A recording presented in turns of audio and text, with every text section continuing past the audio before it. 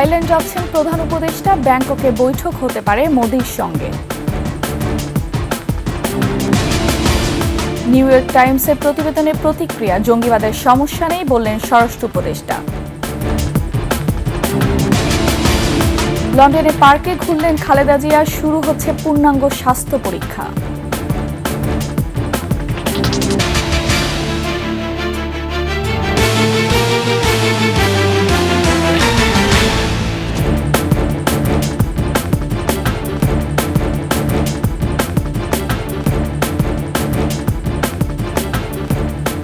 শুনছিলেন সংবাদ শিরোনাম। আমন্ত্রণ রাতের 21 সংবাদের সাথে আছি আমি ফারহান আলোপা।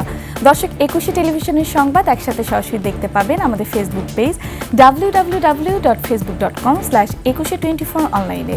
এছাড়া সাবস্ক্রাইব করতে পারেন www.youtube.com/21 চ্যানেলে। কাল বিমস্টেক সম্মেলনে যোগ দিতে থাইল্যান্ড যাচ্ছেন প্রধান উপদেষ্টা ডক্টর মোহাম্মদ ইউনুস। সম্মেলনের ফাঁকে ব্যাংককে বহুল আলোচিত মোদি-ইউনুস বৈঠক হতে পারে বলে জানিয়েছে সরকারি বার্তা সংস্থা বাসস। আকবর সুমনের সহায়তা দুলি মল্লিকের রিপোর্ট। 3 এপ্রিল ষষ্ঠ বিমস্টেক সম্মেলনে যোগ দিতে থাইল্যান্ড যাচ্ছেন প্রধান উপদেষ্টা ডক্টর মোহাম্মদ ইউনুস। এ সম্মেলনের ফাঁকে প্রধান উপদেষ্টা অধ্যাপক ইউনুসের সঙ্গে ভারতের প্রধানমন্ত্রী নরেন্দ্র মোদীর বৈঠক হতে যাচ্ছে। সরকারি বার্তা সংস্থা বাসসও প্রধান উপদেষ্টার কার্যালয়ের সূত্রের বরাত দিয়ে এই দুই নেতার বৈঠক হবে বলে খবর প্রকাশ করেছে। এর আগে সফর সূত্রে জানাতে সংবাদ সম্মেলনে মোদি ইউনুস বৈঠকের সম্ভাবনার কথা জানান প্রতিনিধি। আমরা এই বৈঠকের জন্য অনুরোধ করেছি সরকারিভাবে। আমরা আমাদের আশা করার সঙ্গত কারণ আছে যে বৈঠকটি হওয়ার যথেষ্ট সম্ভাবনা রয়েছে। 7 সিস্টার্স প্রসঙ্গে প্রধান উপদেষ্টার প্রতিনিধি জানান যোগাযোগের দ্বার সবার জন্য উন্মুক্ত। আমরা কিন্তু কানেক্টিভিটি জোর করে চাপিয়ে দিব না, দেওয়ার অবস্থা আমাদের নাই। আমরা শুধু এটুকু বলতে পারবো যে আমরা কানেক্টিভিটি সকলের ইকুইটেবল বেনিফিটের জন্য আমরা দিতে আগ্রহী আছি। রোহিঙ্গা ইস্যুটি ফোরামে অপ্রাসঙ্গিক হলেও সহযোগিতা চাওয়া হবে। রিজিওনাল কোঅপারেশনের মাধ্যমে যা করতে পারবে একক শক্তিতে কোনো দেশের পক্ষে সেটা করা খুবই দুর্লভ। দুলি মল্লিক, 21 টেলিভিশন। অন্তর্বর্তীকালীন সরকার দায়িত্ব নেওয়ার পর দেশে জঙ্গিবাদ উত্থানের মতো কোনো ঘটনা ঘটেনি। দেশে চরমপন্থার সুযোগ কাউকে তৈরি করতে দেওয়া হবে না। বাংলাদেশে ধর্মীয় উগ্রবাদ নিয়ে নিউ ইয়র্ক টাইমসে প্রতিবেদনের সমালোচনায় এমনটাই জানান সরকারের দুই উপদেষ্টা। আর বিএনপি নেতা রুহুল কবির রিজভী বলেন, পরাজিত শক্তি মিথ্যা তথ্য দিয়ে রিপোর্ট করিয়েছে। রিপোর্টারদের সহায়তায় বিস্তারিত জানাচ্ছেন দুলি মল্লিক। বাংলাদেশে গণ অভ্যুত্থানের মধ্য দিয়ে হাসিনা সরকারের পতনের পর ধর্মীয় উগ্রবাদীদের উত্থান হতে পারে এমন আশঙ্কা প্রকাশ করে প্রতিবেদন প্রকাশ করে মার্কিন দৈনিক নিউ ইয়র্ক টাইমস। এই প্রতিবেদনকে এরই মধ্যে মিসলিডিং উল্লেখ করেছে প্রধান উপদেষ্টার প্রেস উইং। অন্তর্বর্তী সরকারের দুই উপদেষ্টাও প্রতিক্রিয়া জানান। স্বরাষ্ট্র উপদেষ্টা জাহাঙ্গীর আলম চৌধুরী বলেন, দেশে জঙ্গিবাদ সম্পর্কিত কোনো সমস্যা নেই। আমরা দায়িত্ব নেওয়ার পর কোনো ধরনের জঙ্গিবাদের কোনো কিছু দেখছেন? কোনো কিছু হয় না। আরেক উপদেষ্টা মাহফুজ আলম বলেন, বাংলাদেশে কোনো রাজনৈতিক ও ধর্মীয় উগ্রপন্থা যাতে মাথাচাড়া দিতে না পারে সে ব্যাপারে সরকার কঠোর হবে। বাংলাদেশকে যাতে আমরা একটা গণতান্ত্রিক যে রূপান্তরের ক্ষেত্রে ডক্টর মোহাম্মদ ইউনূসের নেতৃত্বে আমরা কাজ করছি, এটা যাতে আমরা সাধন করে যেতে পারি। এদিকে বিএনপির সিনিয়র যুগ্ম মহাসচিব রুহুল কবির রিজভী বলেন, ফ্যাসিবাদের দোসররা হাজার হাজার কোটি অবৈধ টাকা ব্যবহার করে বাংলাদেশকে কলঙ্কিত করার চেষ্টা করছে। আঙ্গুল দিয়ে দেখান তো দেখি যে বাংলাদেশে কে, কোথায়, কোন জায়গায় জঙ্গিবাদের উত্থান হয়ে একটা বড় ধরনের কোনো ঘটনা ঘটেছে। তো এর পিছনে নিশ্চয়ই কারা জড়িত সেটাও বাংলাদেশের মানুষ জানে। দুলি মল্লিক, ডেস্ক রিপোর্ট, 21 টেলিভিশন। প্রায় অর্ধ যুগেরও বেশি সময় পর এবার নিজ পরিবারের সদস্যদের সঙ্গে আনন্দে ঈদ উদযাপন করছেন বিএনপি চেয়ারপারসন বেগম খালেদা জিয়া। মঙ্গলবার যুক্তরাজ্যের স্থানীয় সময় বিকেলে সেখানকার একটি পার্কে খালেদা জিয়াকে ঘুরতে নিয়ে যান তারেক রহমান। খালেদা জিয়াকে নিয়ে পার্কে ঘোরার ভিডিওটি সামাজিক যোগাযোগ মাধ্যমে ছড়িয়ে পড়েছে। সেই ভিডিওতে দেখা গেছে খালেদা জিয়াকে হুইল চেয়ারে বসিয়ে তার একান্ত সহকারী সচিব মোহাম্মদ মাসুদুর রহমান পার্কের ফুটপাতে ঘোরাচ্ছেন। পাশেই তারেক রহমান তার পরিবার সহ হারছেন। এদিকে বিএনপি চেয়ারপারসন খালেদা জিয়া পূর্ণাঙ্গ স্বাস্থ্য পরীক্ষা শুরু করেছেন লন্ডন ক্লিনিকের চিকিৎসকরা। বুধবার বিএনপি চেয়ারপারসনের ব্যক্তিগত চিকিৎসক অধ্যাপক ডক্টর AZM জাহিদ হোসেন গণমাধ্যমকে এ কথা জানান।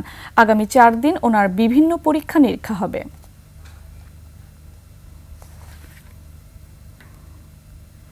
যারা রাজাকারদের হাতে নেতৃত্ব ছাড়তে চায় তাদের ভোট চান না বলে মন্তব্য করেছেন বিএনপি চেয়ারপারসন বেগম খালেদা জিয়ার উপদেষ্টা অ্যাডভোকেট ফজলুর রহমান।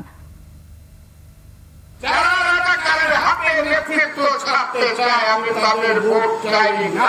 আমি ভোট চাই তাদের যারা মুক্তিযুদ্ধকে স্বীকার করে, যারা মুক্তিযুদ্ধের বাংলাদেশকে মানে, যারা এই দেশে মাথা উঁচু করে দাঁড়াতে চায়।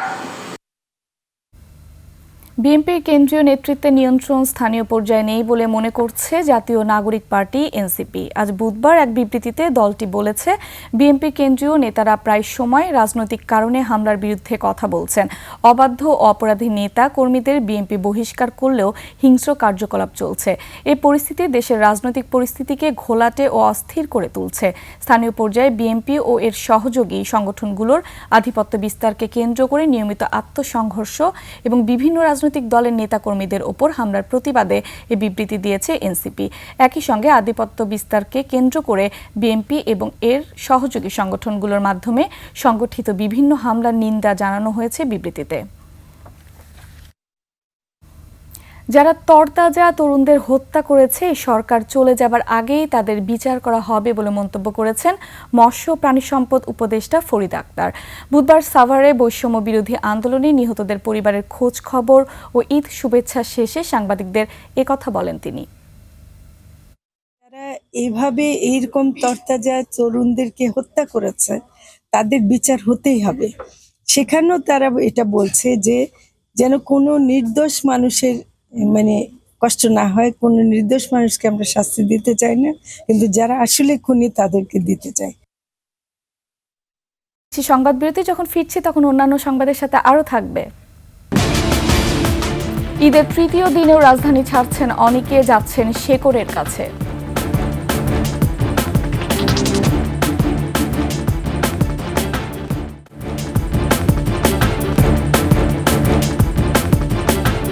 আবার আমন্ত্রণ রাতের 21 সংবাদে। ঈদ উদযাপনের তৃতীয় দিনেও রাজধানী ছাড়ছেন অনেকে, যাচ্ছেন শেকড়ের কাছে।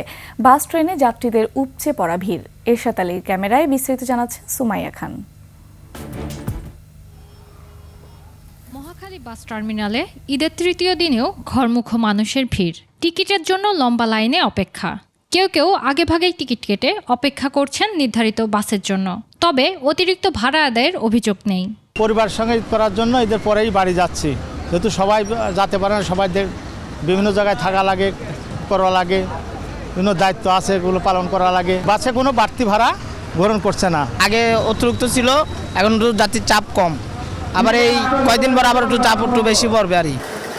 কমলাপুর রেল স্টেশনেও একই চিত্র। অনেকেই টিকিট না পেয়ে ভোগান্তিতে পড়েছেন। অনেক ভালো, এবার ভালো, বাট এখন টেনশন হচ্ছে যে যদি ট্রেন পাওয়া যায় নাকি, ট্রেন এখন পর্যন্ত লাইনে আসে নাই। 3 তারিখের টিকিটে যেহেতু আগে কেটেছি, এটা এখন রিফান্ড করার চেষ্টা করছি, কিন্তু হচ্ছে না।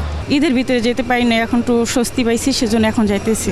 সবার প্রত্যাশা স্বস্তি ও নিরাপদে যেন গন্তব্যে পৌঁছানো যায়। সুমাইয়া খান, 21 টেলিভিশন, ঢাকা। নোয়াখালীর বেগমগঞ্জে চলন্ত অবস্থায় সিএনজি চালিত অটোরিকশায় সিলিন্ডার বিস্ফোরণে একই পরিবারের 5 শিশু দগ্ধ হয়েছে। বুধবার বিকালে মাইজদি চৌমুহনী আঞ্চলিক মহাসড়কে কন্ট্রাক্টর মসজিদ সংলগ্ন এলাকায় এই ঘটনা ঘটে। স্বজনরা জানায়, বিকেলে নাজিরপুর থেকে সিএনজি চালিত অটোরিকশায় আলিপুর কন্ট্রাক্টর মসজিদ সংলগ্ন আত্মীয়ের বাড়ি যাচ্ছিল তারা। গন্তব্যের কাছাকাছি পৌঁছলে অটোরিকশাটি সিলিন্ডার বিস্ফোরণ হয়। এতে প্রত্যেকের 5 থেকে 7% করে দগ্ধ হয়, তবে পালিয়ে যায় চালক। পুলিশ জানায়, বিস্ফোরণে সিএনজি চালিত অটোরিকশাটি পুরোপুরি পুড়ে যায়। দগ্ধদের 250 শয্যা নোয়াখালী জেনারেল হাসপাতালে চিকিৎসা দেওয়া হচ্ছে। ইন্স্যুরেন্স আন্তর্জাতিক সংবাদ।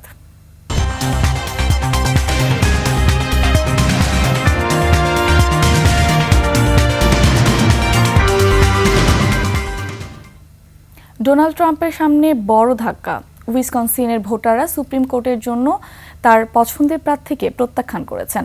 ট্রাম্পের বিলিয়নিয়ার উপদেষ্টা ইলন মাস্ক নির্বাচনে প্রভাব ফেলার জন্য লাখ লাখ টাকা ব্যয় করার পরেও সুপ্রিম কোর্টের বিচারপতি নির্বাচনে রিপাবলিকান প্রার্থী ব্র্যাড শিমেলকে হারিয়ে জয়ী হলেন ডেমোক্র্যাট সমর্থিত সুসান ক্রফোর্ড।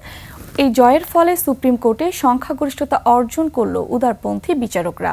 ট্রাম্প বলেছিলেন, সুসান ক্রফোর্ড যদি জয়ী হন তাহলে তা উইসকনসিনের বিচার বিভাগের জন্য বিপর্যয়কর হবে।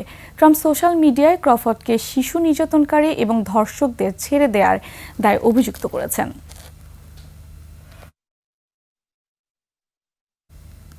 এবার খেলার সংবাদ।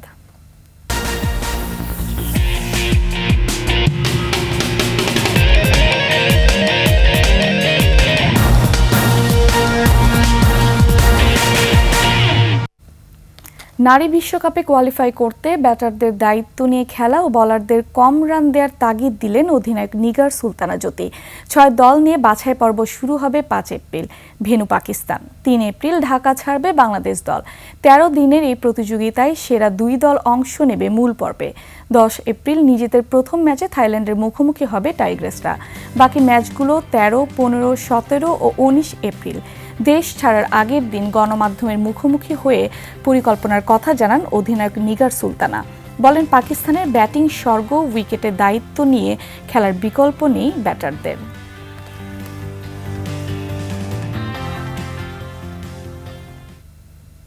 দর্শক, শেষ করছি রাতের 21 সংবাদ। যাবার আগে সংবাদ শিরোনামগুলো আরও একবার। কাল থাইল্যান্ড যাচ্ছেন প্রধান উপদেষ্টা, ব্যাংককে বৈঠক হতে পারে মোদির সঙ্গে। নিউ ইয়র্ক টাইমসের প্রতিবেদনের প্রতিক্রিয়া, জঙ্গিবাদের সমস্যা নেই বললেন স্বরাষ্ট্র উপদেষ্টা। লন্ডনে পার্কে ঘুরলেন খালেদা জিয়া, শুরু হচ্ছে পূর্ণাঙ্গ স্বাস্থ্য পরীক্ষা।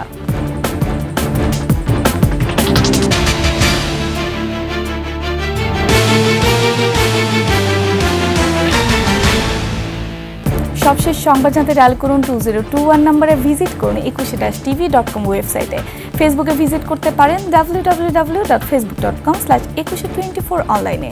এছাড়া সাবস্ক্রাইব করতে পারেন www.youtube.com/21etv চ্যানেলে। এতক্ষণ সঙ্গে থাকার জন্য ধন্যবাদ। পরবর্তী সংবাদ রাত 1টায় দেখার আমন্ত্রণ রইল। 21-এর সাথেই থাকুন।